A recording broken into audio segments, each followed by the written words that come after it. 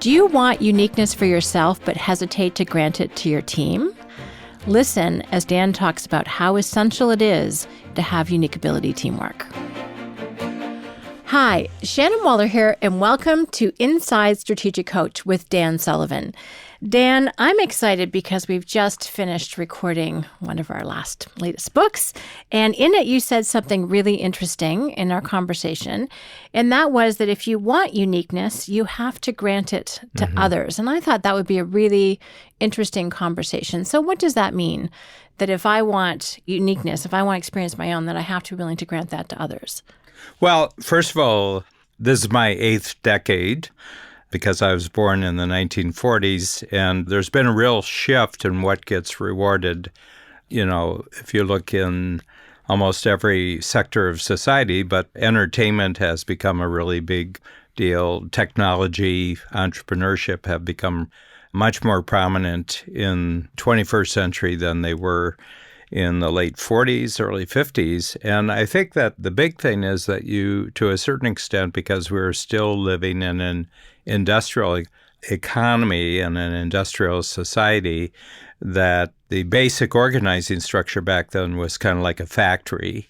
You know, even if it wasn't a factory, the office buildings that supported factories, government buildings, everything was kind of factory-like, including the school system. The school system basically prepared people for life in factory-like occupations afterwards. And the big emphasis was on conformity, you know, and being able to standardize your behavior and your performance kind of to resemble the environments in which you expected to spend the rest of your life. We've talked about this before, but the introduction of the microchip into society in the early 1970s has essentially flipped society on its head, that basically the machinery now does the standardization and conformity. So you have technology which guarantees, you know, that predictable performance and predictable results happen, and individuals are freed up either from working altogether, you know, which we call unemployment, or they're freed up to actually just focus on where they're different rather than, you know, where they are the same as other people. So the big rewards as we go forward are really in terms of not being a conformist and actually being unique, what I call unique. And there's what I would call seeming to be unique. You know, in other words, you know, you're capitalizing on odd behavior or odd presentation. And, you know, there's a market for everything. But the one that I always have focused on right from the beginning was ideas, that you're coming up with ideas that are unique ideas. And by unique, I mean as uniquely useful ideas. And that's my gold standard for my own creation of new ideas and new concepts, is this uniquely useful in a way that nothing has been like this. And so I have a propensity towards coming up with new ideas, and I have ever since I was a child. And I'd like the ideas that I create to be experienced as uniquely useful, not just once or twice, but just timelessly, uniquely valuable. And what I found as you develop a career and you develop a lifetime which is based on coming up with things that are uniquely useful is, in order for you to be given the freedom to do that, or to constantly expand your freedom, you've got to grant the same quality of uniqueness to other people. So I've really gotten to the point now where, you know, what might have really, really irritated me about someone else's behavior maybe 10 years ago, and now it doesn't. It has to fact that when I was irritated by someone's behavior is because it wasn't conforming to my behavior, and it was kind of an industrial age thinking. It was like, you know, I want to be considered unique, but I want other people to be the same. And I says, you know, that's not fair. That's not really fair. So that's really where the idea is, that so anyone I sit down with, the fact that they're really different from me, they think differently from me, they act differently from me.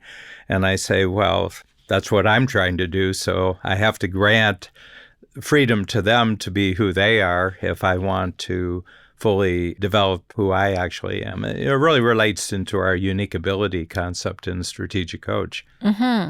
What I've noticed about you, and I was telling you this earlier, is that there are a couple things that are unique about you as well. And that is that you are very attuned to what is unique about someone, I think because you've worked hard on it for yourself. So then you recognize that.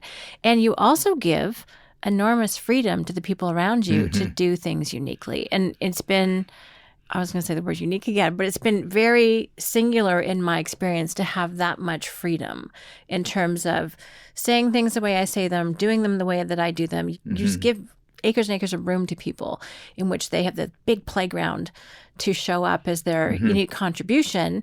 Now, you have standards, so there's no question about that, but you create that experience for other people too. I'll just pick a point where I do that really surprises people when they find out about it.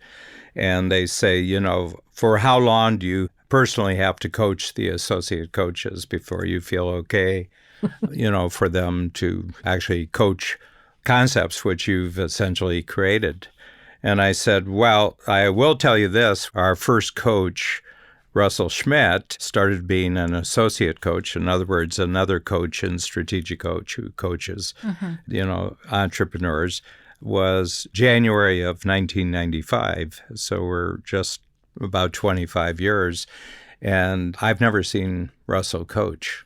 He's been coaching every year for 25 years in a lot of different places, hundreds and hundreds of workshops. And I said, I've never seen him coach. And not only that, we have 16 other coaches, and I've never seen them coach. I've never heard a recording of a workshop that they coach. I've never seen a video of them coaching. I've just never seen them coach. And they said, well, how do you know they're doing a good job? And I says, well, we have renewals. First of all, we have signups. Do people actually want to sign up in the first place to start their Strategic Coach journey with this coach? And, we put out their information and everything like that. And then at the end of each year, there's a renewal. And having done 1 year, do people come back for the next year? And if the renewal rates are good, that means they're coaching really well. And they said, yeah, but you have a particular way of saying things, and you conduct a workshop in a certain way. And I said, that is true. I do have a particular way of doing it, and I don't want them to do it that way. I want them to do it in the way that's unique to them. So every one of our coach, we share common concepts and common tools, and we have teams who actually do train the coaches and actually consult with the coaches on a continual basis, workshop to workshop, one level of the program to another. And they're the quality control as far as, are they really delivering the message and the essential important points for each of the concepts? But they're there, and that's their job. And the one who is one of the main people in the training of the coaches has to be in every one of my workshops to see the new materials that I'm actually creating.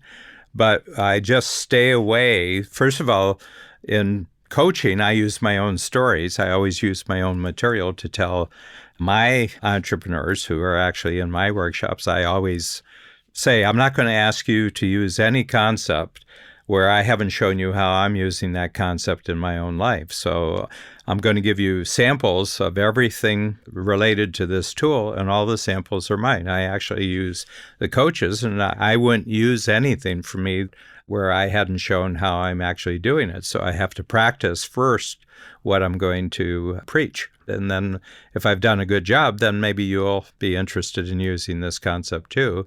But the other coaches cannot use my samples. They have to come up with their own samples to actually coach the program. And they're all entrepreneurs. You can't be a strategic coach unless you've been a longtime entrepreneur, and you have to have a significant number of years in the strategic coach program. But style-wise, how you present and everything like that, I don't want any copying whatsoever. I want each of the coaches to have completely their own natural, unique style. And people say, yeah, but boy, that takes a lot of trust. And I said, well, trust is an interesting concept. First of all, it's incredibly economical to trust. Because if you didn't trust, you wouldn't get any sleep, you wouldn't get any free time, because you'd always be worried what someone else is doing. So I just decided just to trust completely. And if somehow the trust is not validated, others will know it far sooner than I. My teams will know that the person is not doing a good job, and they have ways of helping the person transform themselves and telling them. So it's just very, very economical. And it was funny because I have a team of managers. All my life is projects. So I have video projects, and I have podcast projects, and I have marketing projects. And we were at a Christmas dinner, and I wrote each of them a card, and, there was a present that went with the card. But in all four of the ones that we were celebrating that night, the four other individuals in their card was saying, the greatest comment that I can give you is, I never think about you. And they all got it. And they said, that's a fantastic compliment. And I feel very, very good. And I said, yeah, because I trust that you have great abilities. I keep you informed of what I'm trying to achieve. And so I really treasure the collaboration I have with you, but the collaboration is that I trust in your unique abilities so much that I want to make sure that you're not conforming, that you're not wasting any time wondering what Dan thinks about this, or you're worried about Dan. Go out there. You'll make mistakes. You'll do things that you say, oh, I could have done that better. But I'd like that to be your own learning, not coming from me. It's really powerful, Dan. Is your experience that you get really great things from those people? Oh, yeah. Yeah, because first of all, they're not living up to my expectations, other than we're in agreement on what the measurable results will be from your work, from the videos, from the podcasts, from filled up workshops, filled up 10 times workshops, filled up Free Zone Frontier workshops. So we're completely in agreement at the beginning, because we use coach tools that say, we're going to do this new project. This is why we're doing it. This is what it looks like when it's finished. And when it's finished, this is true, this is true, this is true. These are all measurable results. So we have complete agreement up front on the intent, the purpose of the projects. And it's all projects. In some cases, it may be 30 projects in a year, and they're weeks in duration or quarter, never more than a quarter in duration. I don't really set goals that are measurable goals more than 90 days, because it's part of our structure that every 90 days you can complete 5 really important things. Mine are all projects, and every one of my projects has a manager who actually manages the project. So we're in agreement up front, and we're in agreement when it's finished, it looks like this. And I said, what happens in between is up to your unique ability. I don't need to know what's happening in the middle, as long as we're on track and we're going to achieve those results. And it really simplifies my life. And then I can just focus on developing my capabilities, because I'm feeding the process here with new concepts and new tools. I produce a brand new book every quarter. I have 10 podcast series. I produce, roughly probably somewhere in the neighborhood of about 40 podcasts a quarter. And then I have videos. I probably do somewhere in the neighborhood 5 to 7 new video products, and then 2 brand new workshops every quarter. So, I've got a full plate, and I just want to have my best abilities fully engaged and fully utilized in producing my part of what's a huge team effort to keep Strategic Coach jumping to a higher and higher level. That might be the best definition of unique ability teamwork we've done yet, which is really cool. So, Dan, one of my last questions I was going to ask you is, how this happens, but you've really kind of addressed that. So you get aligned on the results, and that was the tool you're talking about was the impact filter, which we have in our book, The Extraordinary Impact Filter. And getting really aligned on the purpose, the importance, the ideal outcome, the best and worst result if you take action or if you don't take action. And then the success criteria means that everyone is literally on the same page. And the other thing you didn't mention, but I think would probably apply, is that you both want to be a hero to the same person, the same audience. Do you want to talk about that? Yeah, well, we're all want to be a hero to the entrepreneurs who sign up for our program, and we want to have, as much as we can, our full attention. And they're changing, our entrepreneurs are unusually connected to the changing marketplace because they've decided to take the full responsibility for being successful, directly connected to the marketplace, not having an employer between them and their income. So since they are fully committed and fully responsible in what they're doing out in the marketplace, we want to be fully engaged, that we're setting forth our best attention and our best talent.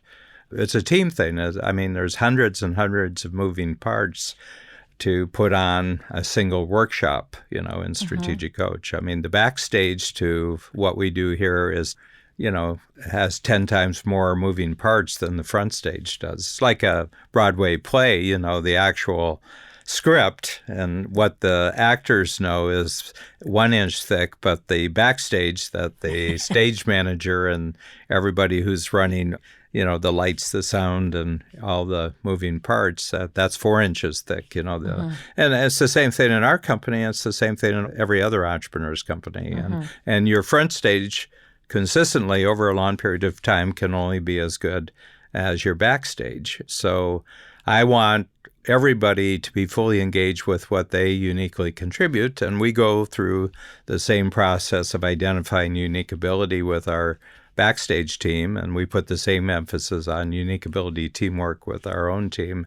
And unique ability teamwork is such that the person keeps self-growing. They just keep growing and growing and growing. And when something doesn't work, so, if there's a mistake, there's a failure, then we say, okay, well, let's take a look at that and, what did work about it, because even in something that really disappoints you, there's still a lot of things that worked, and you want to give yourself credit for that. And then you say, okay, so what didn't work? And by the time they have what did work and what didn't work, they say, so if you were going to improve this for the next time you're in that situation, how do you approach it differently? What do you have to change in your thinking about this? What has to be put in place? So what the negative thing that happened this time doesn't happen that way. So I want them to have the full benefit of their negative experiences and their positive experiences. But it's their experience, and every time they transform something, their unique ability, their uniqueness. So I'm not going to get in the way of them improving their uniqueness. And we're going to talk about that on our next podcast, which will be really fun. So we've talked about getting aligned on results, being a hero to the same people, which we're all really clear on who that is. And then that constant development of unique ability. And there's a real multiplier. So instead of just having conformity, which is really only one person's level of understanding, but when you free people up to do what they're unique at, you actually have a much more 360-degree understanding of a situation. Like you and I both probably have very little idea about how to run the backstage, thank goodness. But it's amazing just what comes out of that, and the entire result is that much bigger. I love this, Dan, because you really laid out so much of what's really important. And I have to tell you, it's creative and productive and fun working environment that I've ever been a part of, and I know our other team members have been a part of. So if this inspires you as you're listening to this, there's some work to do for yourself to not expect other people to conform, but then also frees up you and other people to show up their very best. Thank you, Dan. Thank you, Shannon.